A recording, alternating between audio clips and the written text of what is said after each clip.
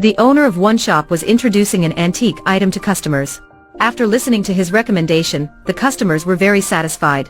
They felt like that they've seen a treasure. Suddenly, a man came in and picked up the vase. Then, the vase was broken. While the boss was blaming the guy, he picked up a piece of broken vase and gave it to the two customers. On the fragment was the words "Made in China." So, the two customers immediately left the shop. The owner was very angry. At this time, the guy calmly took out an item. That was a golden Buddha statue.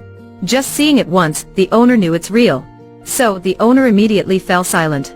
He knew it's time to do a big business. So, the owner gave him an amount of money to buy the statue. But the guy gave him a look of disdain. The owner continued to take more money and put it on the table. But the guy still didn't agree. The owner figured out that this guy was an expert in this profession. So he took out all the money in his wallet. The guy saw that the owner wasn't sincere, so he was about to leave. Right now, the owner was in a hurry. He directly offered 10 million won. The guy still disagreed, or 20 million won. But in the end, the owner couldn't buy the Buddha statue. The guy went to another antique shop. The price of the Buddha statue was getting higher. Someone made a bid of 50 million won. But the guy still didn't sell it. His name was Dong-gu. He had stolen that Buddha statue from a temple. Based on the information, this statue was more than 1,000 years old. After Dong-gu stole the Buddha statue, he intentionally left behind the tools to cause the crime to attract the attention of reporters. Because Dong-gu carried the statue for sale everywhere. So, a group of gangsters quickly noticed him. The major purpose was to invite him to drink a cup of tea, and also force him to sell them the statue.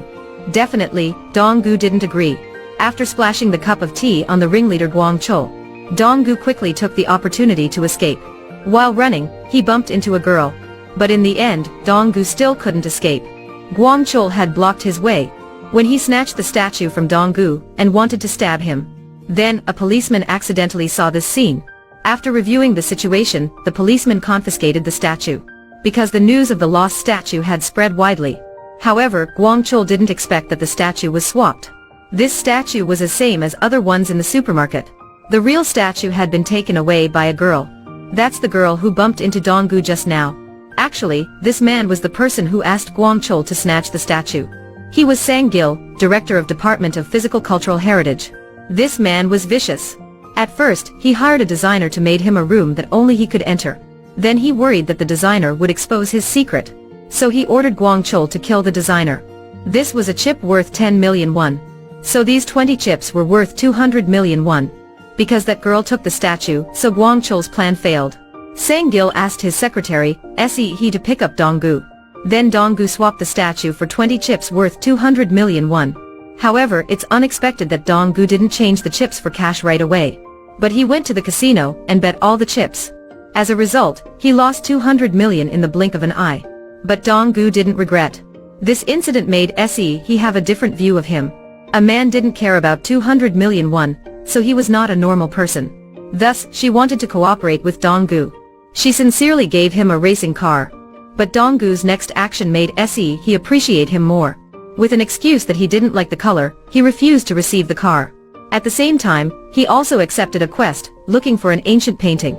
The antique painting wasn't like other antique items. If he wanted the plan to succeed, he had to find an expert in this profession. Jones said he got out of this business for a long time. But money could solve all problems, so Jones agreed. After making a detailed plan, Dong-gu and Jones started implementing it. At the airport, Hye sent someone to pick them up.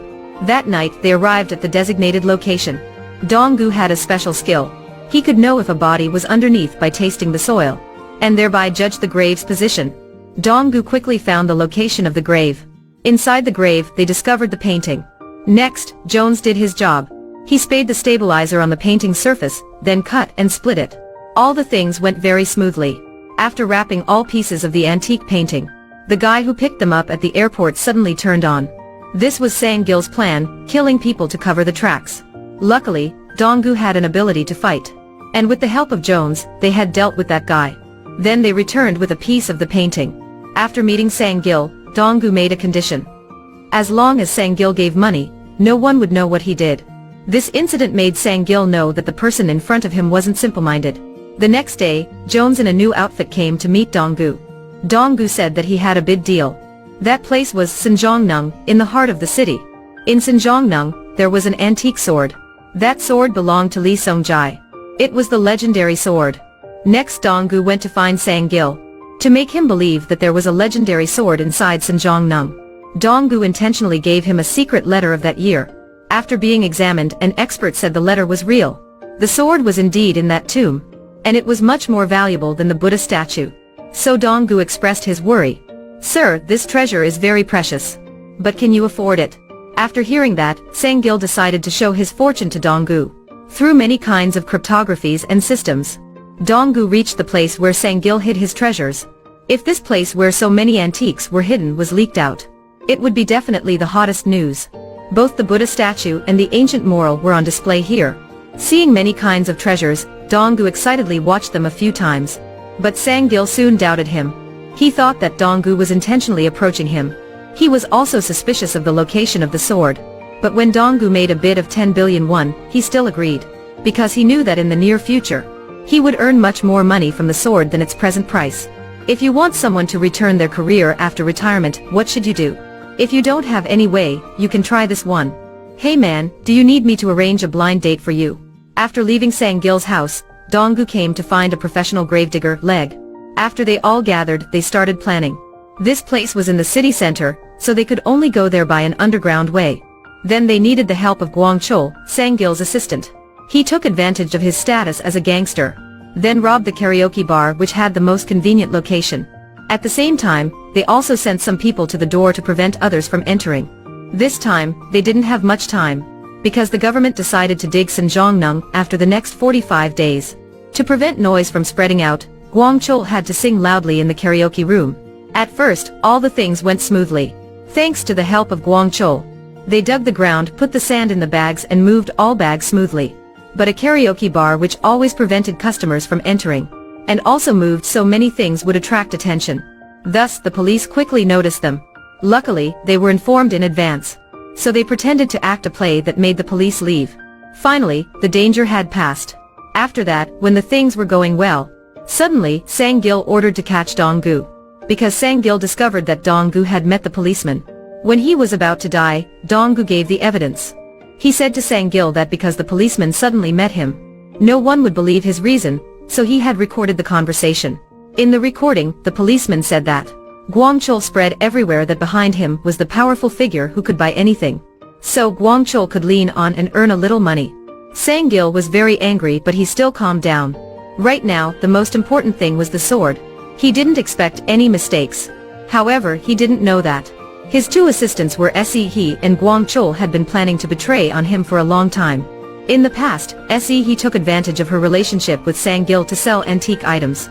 A few days ago, while massaging Sang-gil, she took a picture of the key to his treasure. Do you remember the designer that Gwang Chol killed? Actually, he hadn't dead yet. Se-hee secretly saved him. Her aim was to get the fingerprints and pupil patterns of Sang-gil. Dong-gu and others dressed up as government employees, and then made a chaos. Next, they blocked it with a picture of the construction in progress. When opening the chest, Sang-gil discovered there was nothing inside. At the same time, the ladder was also taken away. Until now, Dong-gu started to tell everything. He had an ability to taste the soil and find a body. Because in the past, his father and he were buried alive. A few days later, he was lucky to be saved by his adoptive father. And Sang-gil was the person who made all the things. It turned out that when Dong-gu was a kid, he followed his father to the grave to get the antiquities. But after getting the artifact, Sang-gil turned on them.